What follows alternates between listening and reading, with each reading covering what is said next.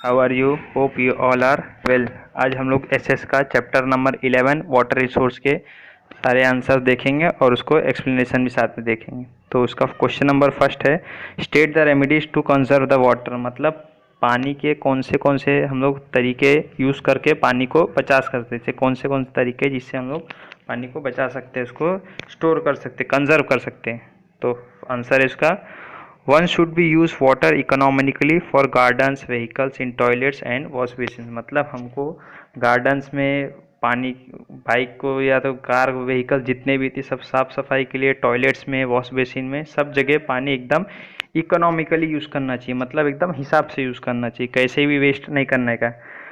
दूसरा, public awareness should be created for using water judiciously and managing water usage skilfully. बोल रहा है कि पब्लिक में भी इसकी अवेयरनेस करनी चाहिए ताकि पानी को एकदम सही से एकदम इस्तेमाल कर सके और उसको मैनेज भी कर सके एकदम ध्यान से। Water should be recycled as much as possible, और ट्राई करना चाहिए पानी को जितना हो सके उतना रिसाइकल करके यूज़ करना चाहिए। जितना एक बार पानी यूज़ में आ गया तो उसका कोई और भी काम में आ सके, ऐसा भी कोशिश करना चाहिए, डायरेक्ट उसको फेंक नहीं देना चाहिए। Steps should be taken to save the reservoir from getting polluted. अब इसमें कौन से हम लोग देखेंगे स्टेप्स कौन से ले सकते हैं ताकि रिजर्वेयर्स रहता है जैसे पॉन्ड, लेक्स, तालाब जो भी रहते हैं उनको पोल्यूट होने से हम लोग बचा सकें। Water harvesting should be increased with all possible resources like wells, tubewells, neat, talavadi etcetera. मतलब बोल रहा है कि वाटर हार्वेस्टिंग भी होना चाहिए, शुड बी इंक्रीज, मतलब वाटर हार्वेस्टिंग को भी इंक्रीज करना चाहिए। वाटर हार्वेस्टिंग मतलब पानी का बचाव करना, पानी को स्टोर करना। जब रेन होता है, जब बारिश होता है तो उसको हमको पानी को स्टोर करना चाहिए, जिसमें जैसे कि तालाब बनाने चाहिए, नदी नाले सब बनाने चाहिए ताकि पानी उसमें स्टोर हो और ग्राउंड वाटर हार्वेस्ट हो और वो ग्राउंड वाटर चार्ज हो ताकि etcetera. A close eye is necessary on uses of ground water in different regions. मतलब हमेशा हर जगह हमको पता होना चाहिए किधर कितना क्या पानी है, किधर पानी वेस्टेज हो रहा है, सब हमको ध्यान में रखना चाहिए। हमको सब पता होना चाहिए किधर तालाब है, उधर कितना पानी है, कि सूख गया है, उसमें क्या किया जा सकता है ताकि वो और अच्छे से उसको हम लोग पानी को यूज़ कर सकें। Water storage units such as tank should be well maintained. Water storage tank units जो हैं जैसे कि टैंक्स, उसको अच्छे से मेंटेन करके रहना चाहिए। Any damage in the pipeline should be immediately repaired. कोई भी पाइपलाइन जो रहती है उसमें अगर कुछ भी डैमेज है, जैसे टूट गया, लीकिंग हुआ, उसको तुरंत रिपेयर करना चाहिए ताकि वो पानी उसमें से वेस्टेज ना हो जाए। Any damage in the pipeline should be immediately repaired. Cooperation of general public should be taken for the development and management of water resource of region।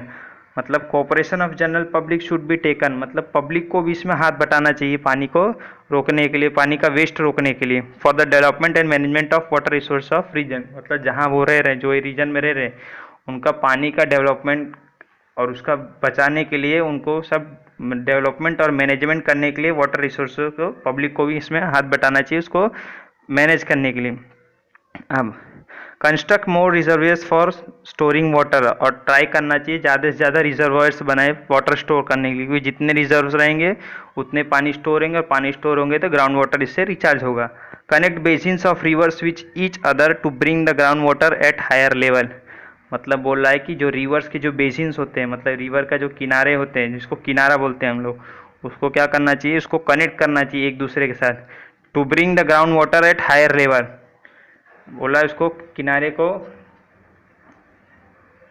Connect करके उस ground water at higher level, तो connect करेंगे तो जितना ज़्यादा पानी store होगा, जितना ज़्यादा कनेक्शन होगा, उतना ज़्यादा ग्राउंड वाटर उससे चार्ज होगा और उससे वाटर का लेवल बढ़ेगा। मैक्सिमाइज वाटर शेड डेवलपमेंट, और दूसरा ये ट्राई करने का वाटर शेड डेवलपमेंट भी मैक्सिमाइज करने का। वाटर शेड डेवलपमेंट क्या होता है, जैसे कि जब रेनी सीजन जब होता है उसमें जब बारिश गिरती है तो वो जो बारिश होती है उसको हमको वाटर शेड डेवलपमेंट क्या होता है, बारिश के पानी को सीधा ज़मीन से कनेक्ट करके उससे वाटर रिचार्ज हो जाता है फिल्टर करके। क्वेश्चन नंबर 2 देखेंगे हम लोग, describe the circumstances creating water crisis in India. मतलब कौन से सर्कमस्टेंसेस है, मतलब कौन सी प्रॉब्लम्स है जो वाटर क्राइसिस इंडिया में क्रिएट कर रहे हैं, जो मतलब वाटर की किल्लत पानी इंडिया में क्रिएट कर रहे हैं, अपने देश में, अपने भारत में क्रिएट कर रहे हैं। आंसर क्या है, water is an invaluable natural resource, बोल रहा है कि वाटर जो है इनवैल्यूएबल नेचुरल रिसोर्स है। वाटर मतलब बहुत कीमती है, इसकी इसकी कोई कीमत नहीं लगा सकती, इतनी कीमती है वो। Today there is a severe crisis of water all over the world, बोल रहा है कि आज पूरे दुनिया में वाटर की बहुत बहुत किल्लत है, पूरे पानी की बहुत कमी हो गई पूरी दुनिया में, क्योंकि पीने का पानी बहुत कम है, खारा ही पाना है पूरे हर जगह। Constant rise in pollution, demand to grow more food grains and cash crops for rising pollution, increasing urbanization, changing lifestyle, industrialization, etc. are some of the major causes that has lead to water crisis।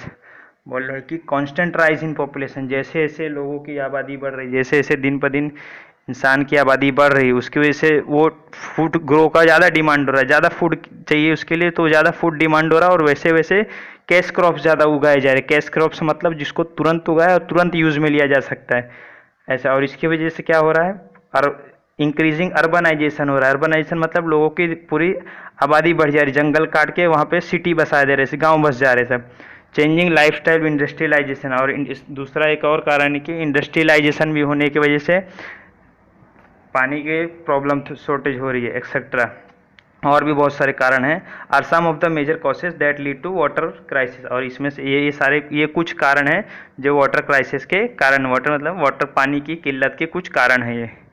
The current situation of water supply and the inequality as well as efficiency as its distribution poses severe problems for livelihood of the human beings and economic development. बोल रहा है जो current situation है of water supply की, और जो inequality मतलब जो पानी का वाटर सप्लाई का जो भेदभाव चल रहा है, किसी को कम मिलता है, किसी को कहीं कहीं ज़्यादा मिलता है, as well as inefficiency of its distribution poses severe problems for the livelihood of human beings and economic development. इसकी वजह से बहुत सीवियर प्रॉब्लम्स क्रिएट हो जाती है, जिससे कभी कभी लड़ाई झगड़ा भी हो जाता है कहीं कहीं। Water crisis is very serious problem in arid regions of western Rajasthan and the interior area of southern peninsular plateau। Water crisis सबसे ज़्यादा प्रॉब्लम वाला है जो है हमारा वेस्टर्न राजस्थान में पानी वाटर की बहुत ज़्यादा क्राइसिस है। और दूसरा है interior area of southern peninsular plateau, southern side हम प्रॉब्लम वाटर की ज़्यादा है।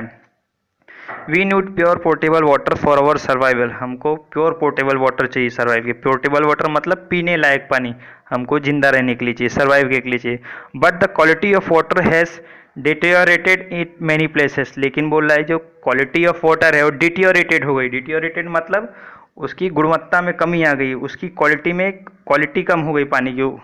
This result in severe water borne disease, और इसी की वजह से क्या हो गया, पानी की क्वालिटी की कमी की वजह से बहुत सारे वाटर बॉर्न डिसीजेस हो, जैसे कि ये टाइफाइड होता है, ये सब पानी की डिसीज ही हैं। जिस पानी को गुणवत्ता कम हो गई जिसकी वजह से पानी के डिसीज, वाटर के डिसीज होने लग जाती हैं।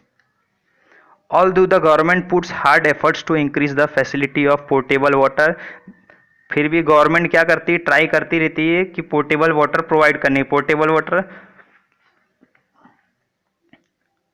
Portable water means government try करती रहती है ताकि लोगों को पीने का स्वच्छ पानी प्रोवाइड किया जा सके। There exist large difference between the demand of water and its supply, लेकिन प्रॉब्लम ये है कि डिमांड बहुत ज़्यादा है और सप्लाई बहुत कम है। About 8% of Indian towns face severe shortage of drinking water, बोल रहा है कि 8% ऑफ इंडियन टाउन, सभी इंडियन के जितने टाउन्स है उसमें 8% खाली पानी,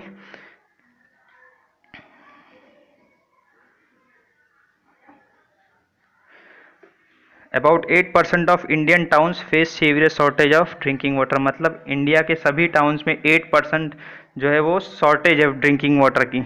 about 50% of our village will does not get pure drinking water, और इंडिया के सभी 50% जितने भी विलेज है उसमें अभी भी पीने का स्वच्छ पानी उपलब्ध नहीं हो पाता है।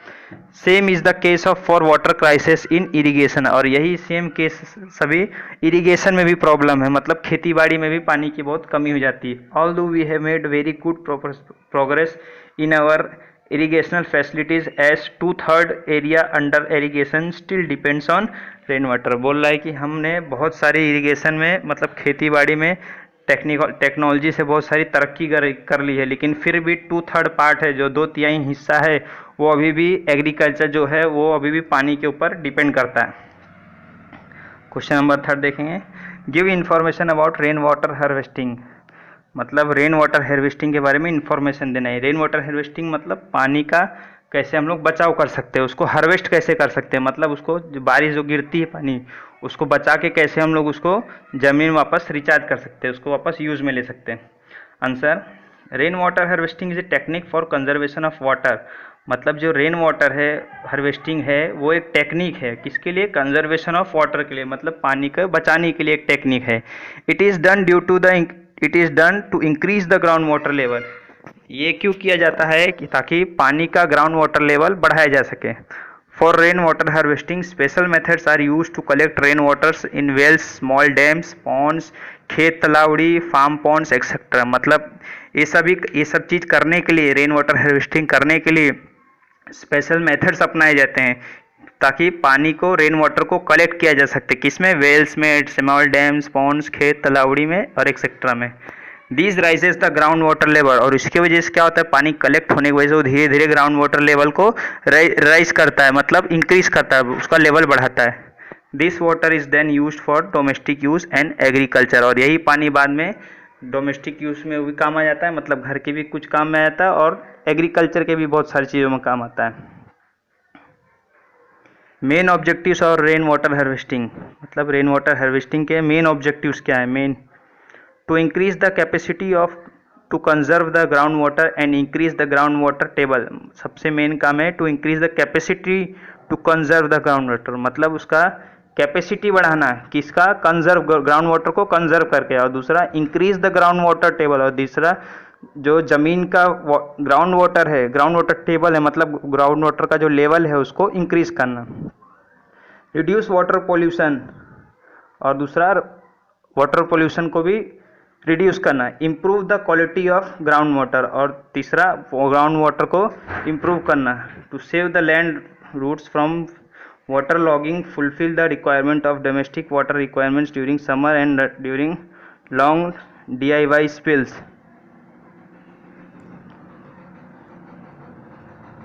To save the land roots from water logging, मतलब पानी को किधर जमने से बचाना। वाटर लॉगिंग मतलब पानी को फंसने से रोकना।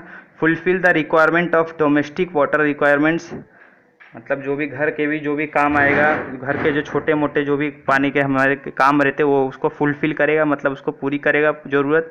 ड्यूरिंग समर्स, गर्मियों के सीजन में खास करके। And during long dry spells, मतलब जब ज़्यादा कभी ज़्यादा सूखा पड़ जाता है तब ये बहुत काम आ सकता है। Fulfil the increasing demand of water, और जो पानी की हर रोज़ जो डिमांड बढ़ती जा रही है उसको भी ये फुलफिल कर देगा। Make arrangements to store rain water in underground water tanks in multi storey residence in large cities, और to make arrangement so that the water percolates in the ground. बोल रहा है कि हमको ऐसे अरेंजमेंट करना चाहिए कि जो रेन वाटर रहता है वो सीधा अंडरग्राउंड की तरफ जाए, मतलब छत को, जो छत रहती है उससे हमको उसको ऐसे कनेक्ट करना है, जो छत अपना जो रूफ का जो टेरेस का जो वाटर रहता है जो बारिश में गिरता है उसको हमको सीधा अंडरग्राउंड वाटर से कनेक्ट करके रख देना है ताकि वो अंडरग्राउंड में जाए। और पहले तो उसको क्लीनिंग करना चाहिए, फिर उसके बाद उसको ज़मीन में भेजने का कुछ ऐसा सिस्टम बनाना चाहिए। क्वेश्चन नंबर 2 देखेंगे, write to the points answer of the following question. मतलब अब क्वेश्चन नंबर 2 नेक्स्ट क्वेश्चन है ये। फर्स्ट क्वेश्चन है जिसका, state the importance of multipurpose projects.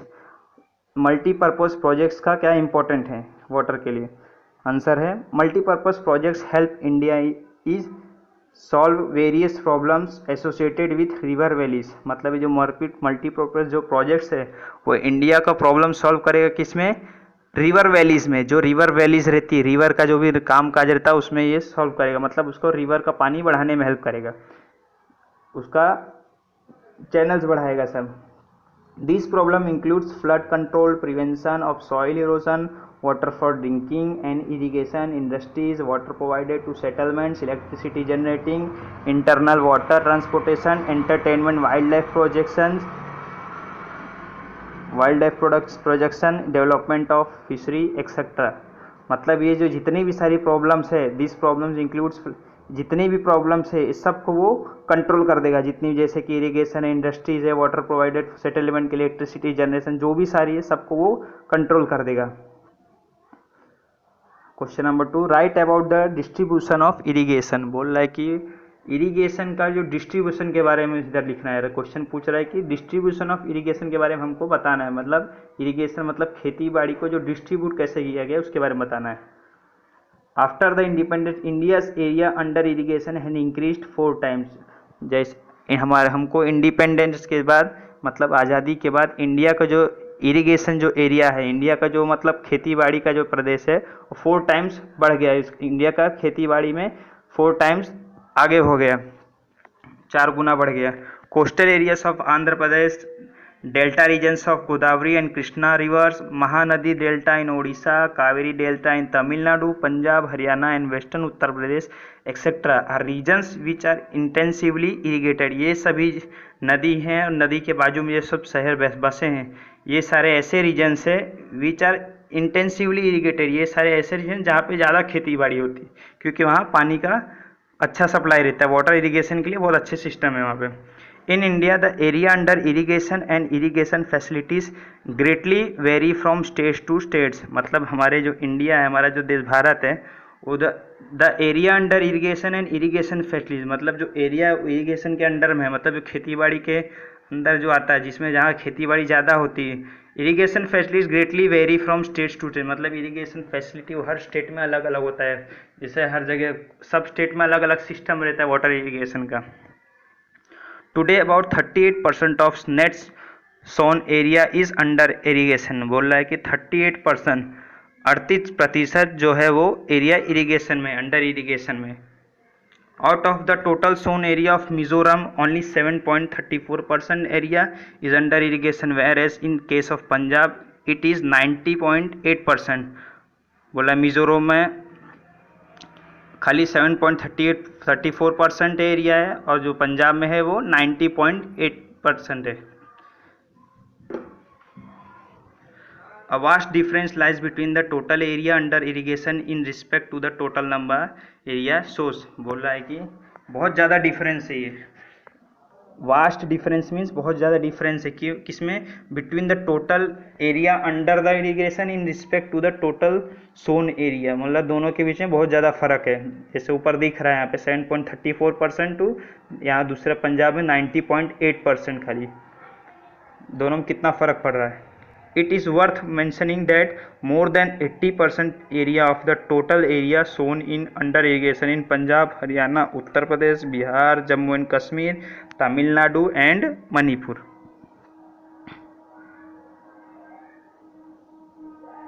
अब क्वेश्चन नंबर 3 देखेंगे। Right answers two of the following in briefly answer देखेंगे, मतलब छोटे छोटे आंसर सभी। State the uses of ground water, मतलब ग्राउंड वाटर के यूजेस क्या क्या है, उसको हम लोग कहाँ कहाँ यूज़ कर सकते हैं ग्राउंड वाटर को।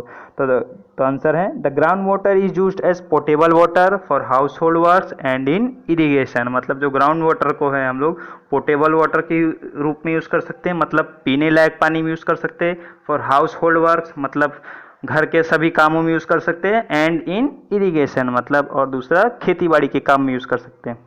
विच factors should be considered for water management. बोल रहा है कि कौन से फैक्टर्स, कौन से रीजन्स को ध्यान में रखना चाहिए वाटर मैनेजमेंट करते समय। तो following factors should be considered for water management, मतलब ये नीचे सभी जो दिए गए हैं सभी चीज़ों का ध्यान में रखना चाहिए वाटर मैनेजमेंट करते समय, मतलब पानी का सब ध्यान में रखने के लिए। One should use water economically for gardens, vehicles, toilets and wash basin. बोल रहा है कि हमारे घर हम जो भी काम करते हैं, जैसे कि गार्डन में पानी सींचते हैं, व्हीकल्स धोते हैं, टॉयलेट यूज़ करते हैं, वॉश बेसिन, इन सब में पानी को एकदम ध्यान से यूज़ करना चाहिए, ऐसे भी करना नहीं चाहिए। Water awareness should be created for using water judicially and managing water usage skilfully. जो भी लोग पानी को यूज़ करते हैं उनको पानी का अवेयरनेस के बारे में अवेयरनेस क्रिएट करना चाहिए, मतलब उनको जागरूक करना चाहिए कि ताकि वो पानी कम बिगाड़े, एकदम कम से कम वेस्टेज हो वाटर का, और उसको एकदम ध्यान से एकदम स्किलफुली मैनेज भी करना चाहिए, अच्छे से पानी को संभालना भी चाहिए। Water should be recycled as much as possible, और पानी को जितना हो सके उतना रिसाइकल करके यूज़ करना चाहिए हमको, जितना मतलब एक बार जैसे कोई पानी यूज़ में लिया उस काम में आ गई था, ट्राई करना चाहिए ताकि वो दूसरे और चीज़ में किसी में भी काम आ जाए। Water harvesting should be increased with all possible resources like wells, tube wells, खेत तलावड़ी एक्सेट्रा। मतलब वाटर हार्वेस्टिंग हमको ज़्यादा से ज़्यादा करना है विथ ऑल पॉसिबल रिसोर्सेज, जैसे हमारे जो भी पॉसिबल रिसोर्सेज है, जैसे कि वेल्स है, वेल्स मतलब कुआं, ट्यूब वेल्स, ये सभी इसमें और उसको वाटर हार्वेस्टिंग करना चाहिए ताकि नीचे का पानी ग्राउंड वाटर जो है लेवल वाटर का बढ़ जाए etcetera. A close eye should necessary on uses of ground water in different regions. बोल रहा है कि सभी रीजन में अब आजू बाजू कितना कहाँ क्या पानी कैसे सूख रहा है कि बढ़ रहा है, सब उस पर हमको हमेशा नज़र रहनी चाहिए, कहीं कोई वेस्टेज तो नहीं हो रहा है, ऐसे सब ध्यान में रखना चाहिए हमको। Any damage in the pipeline should be immediately repaired. कोई भी पाइपलाइन में डैमेज होता है तो उसको तुरंत रिपेयर करना चाहिए। Cooperation of general public should taken for the development and management of water regions of resources. Construct more reserves for storing water. मतलब construct more reserves for storing water, हमको ज़्यादा से ज़्यादा रिजर्वायर्स बनाने चाहिए। रिजर्वायर्स मतलब जैसे कि डैम्स हुए, सब सारे रिजर्वायर्स में आते हैं, ज़्यादा से ज़्यादा बनाने चाहिए ताकि पानी ज़्यादा स्टोर हो। Connect basins of rivers with each other to bring the ground water at higher level. मतलब क्या करने, जो अलग अलग छोटे छोटे जो नदी ये सब रहते हैं, जो छोटे छोटे नदी नाले जो बहते हैं, उनको सबको एक साथ कनेक्ट कर देना चाहिए ताकि वो एक साथ सब मिलके पानी की बड़ी एक धारा बन जाए और जिसमें वाटर लेवल ज़्यादा चार्ज हो। मैक्सिमाइज वाटर शेड डेवलपमेंट, और वाटर शेड डेवलपमेंट भी मैक्सिमाइज कर देना चाहिए, मतलब बढ़ा देना चाहिए। वाटर शेड मतलब होता है, डेवलपमेंट मतलब होता है जो वाटर जो छत से पानी जो बारिश से गिरता है उसको हमको वापस स्टोरेज काम में लेना है, वापस उसको स्टोर करके दूसरे भी काम में ले सकते हैं और दूसरा ग्राउंड वाटर चार्ज कर सकते हैं। अब हम देखेंगे question number 4। Select the correct option from the options given for the following question and write answer. मतलब एमसीक्यू देखेंगे, multiple choice question. First question है which is the main source of surface water. मतलब surface water का सबसे main source क्या है, तो वो है, क्वेश्चन दिए यहाँ पे रेनफॉल, पॉन्ड, रिवर्स, लेक। तो आप सब लोग जानते हो रेनफॉल सबसे main source of surface water है, आंसर रेनफॉल। अब सेकंड क्वेश्चन देखेंगे, connect the following multipurpose projects with the beneficiary states and select the correct order. बोल रहा है कि जो मल्टीपर्पज जो गवर्नमेंट ने प्रोजेक्ट्स चलाए हैं और वो कौन से स्टेट में उसका काम चल रहा है, वो हमको यहाँ पे एक दूसरे के साथ कनेक्ट करना है। तो यहाँ बहुत सारे दिए ए बी सी डी, तो आंसर है B. Which of the following statement is not true. बोल रहा है इनमें से कौन सा स्टेटमेंट, कौन सी लाइन है जो सही नहीं है। जैसे कि बोल रहा है कि फर्स्ट बोल रहा है कंपेयर टू कैनेडा इनिग्रेशन थ्रू, बहुत सारे इसमें फर्स्ट सेकंड थर्ड फोर्थ हैं, इसमें से सेकंड बी आंसर सही है। Himalaya rivers are called seasonal river. जो हिमालय रिवर है वो सीजनल रिवर्स है क्योंकि वो हमेशा उसमें 12 महीना पानी उसमें रहता है। Question number 4, which statement regarding khet talavadi presented in the classroom during the students debate is true. बोल रहा है कि इसमें से कौन सा स्टेटमेंट है, कौन सा इसमें लाइन जो लिखी है खेत तलावड़ी के बारे में क्लासरूम में बोली गई ड्यूरिंग द स्टूडेंट डिबेट, जब स्टूडेंट की डिबेट हो रही थी, इनमें से कौन सी लाइन एकदम सही है, तो आंसर है डी। दक्ष ने आंसर सही बोला, it is a part of rain water harvesting. Daksh ने बोला कि जो खेत तलावड़ी वाला जो भी है इसमें एक रेन वाटर हार्वेस्टिंग का एक पार्ट है। Question number 5, after arranging the following multipurpose projects from north to south which option seems to be correct. बोल रहा है कि अगर इनमें जो भी मल्टीपर्पज प्रोजेक्ट्स है नॉर्थ से लेके साउथ तक अगर कनेक्ट किया जाए, which option seems to be correct, इसमें से कौन सा ऑप्शन करेक्ट है, तो आंसर है D, Bhakra Nangal, Chambal valley, Narmada valley, Nagarjuna Sagar. Okay students, thank you. Please subscribe my channel for more answers and for more explanation.